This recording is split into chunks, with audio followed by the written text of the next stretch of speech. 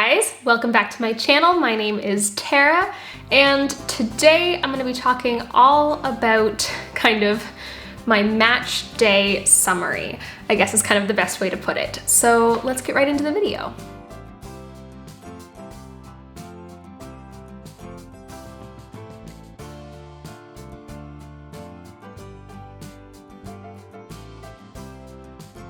So a quick recap for those of you guys who are new here. Hi, my name is Tara. I am a final year medical student at the Royal College of Surgeons in Ireland. The US Match Week has just happened. On Monday, March 14th, we found out if we matched into a position in the US. And then on March 18th, we found out where we were going. I am so happy to say that I got my dream job. I'll insert clips of kind of Monday and Friday and what kind of that looked like.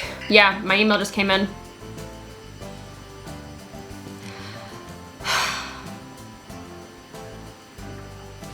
I matched. Okay. So I just got the email. Let's open it, shall we? My heart is racing. Racing.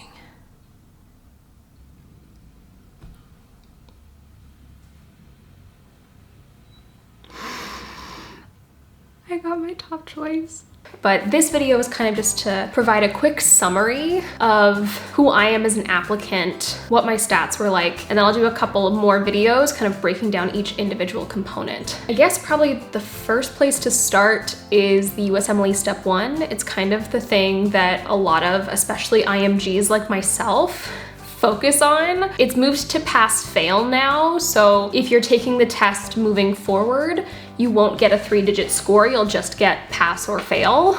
I took it 2 years ago while there was still 3-digit scoring. I studied for the test from about September of 2019 until August of 2020, and my dedicated period was 10 to 12 weeks long starting in June of 2020 until I took the test at the end of August. I got my score like 2.5 weeks later, and I ended up getting a 232 on Step 1. They're just numbers, they don't entirely reflect what kind of physician you're going to be.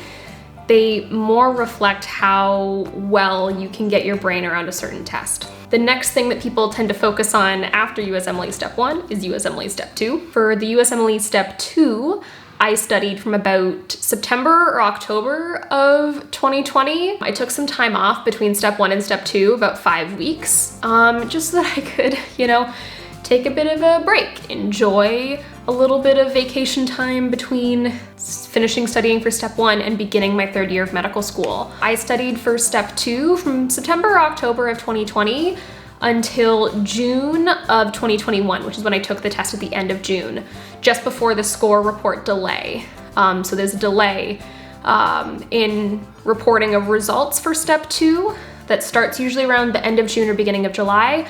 So I took my test, I think it was literally like 2 or 3 days before the score report delay. During that time, I took a 5-week dedicated period.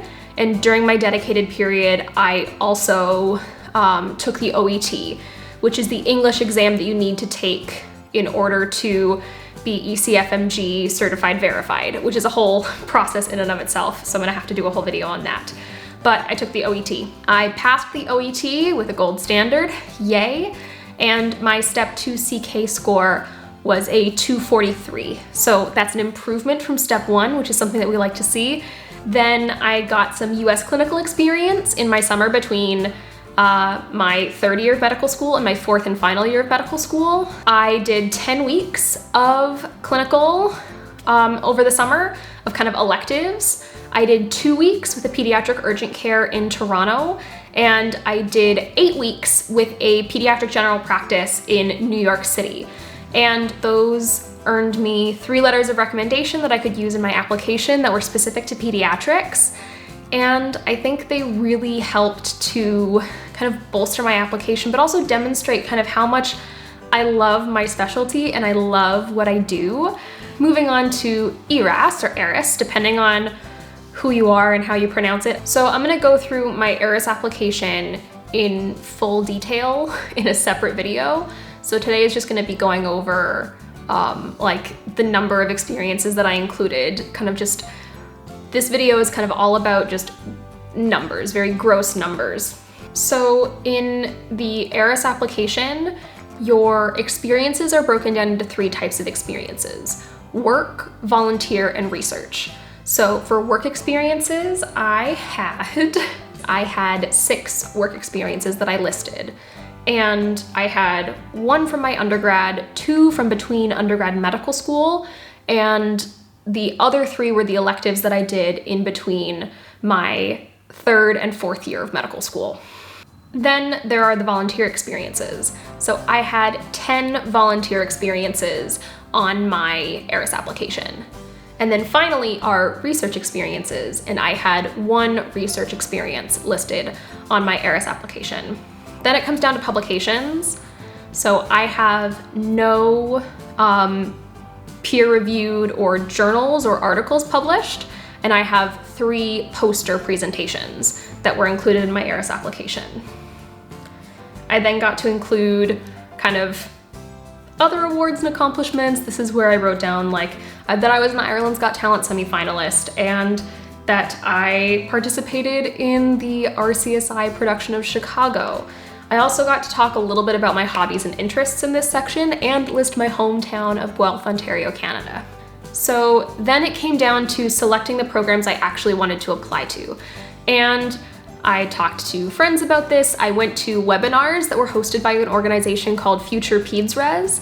It was kind of like speed dating. You got to like speed date different programs and sit in. They each got to talk for 5 minutes about what they think makes their program special, and that was actually really helpful for me in determining what I liked or didn't like about different programs. And then finally, I used Match a Resident to then kind of use those kind of raw data-driven statistics and say, this is kind of where I might have better chances of getting in. That didn't mean that I didn't apply to REACH programs. Like, I consider the program that I got into a REACH program. So I still applied to some REACH programs, some really dream programs, but it did help to narrow down some of the programs that I kind of wanted to focus on. After all of that work, I ended up applying to 105 programs, which might sound like a lot for US grad. 100 is pretty standard for IMGs. I had IMG friends that, like myself, applied to 100 to 105, and then other IMG friends of mine that applied upwards of 150 to 200 programs. So that's really daunting.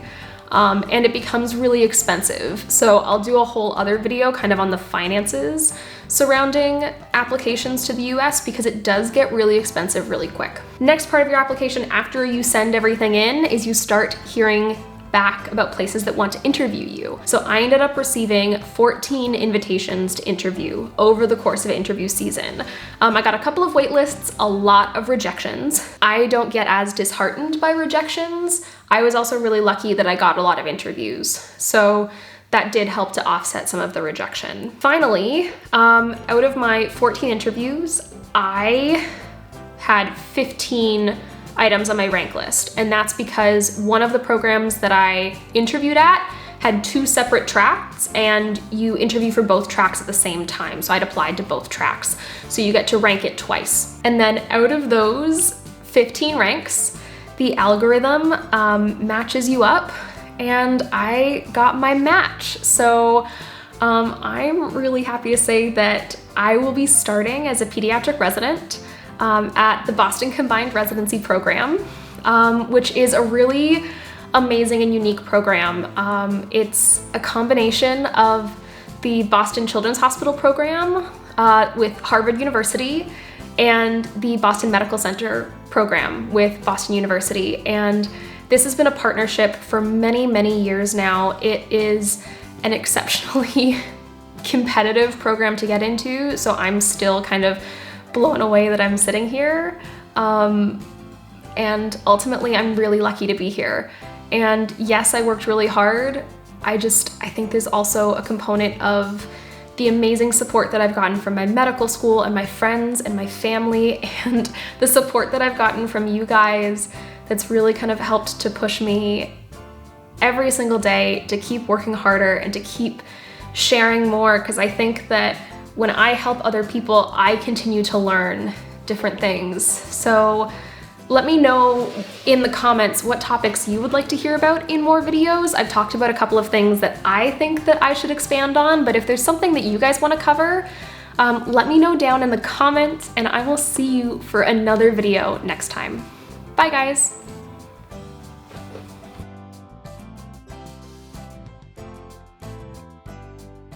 So I just got the email. Let's open it, shall we? My heart is racing. Racing.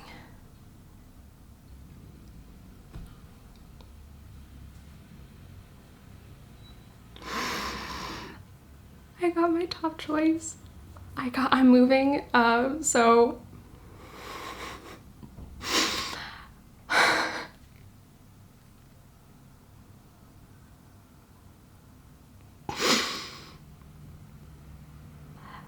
I can finally announce that I will be a pediatric resident at the Boston Combined Residency Program. That's Boston Children's Hospital and Boston Medical Center, with Harvard Medical School and Boston University Medical School.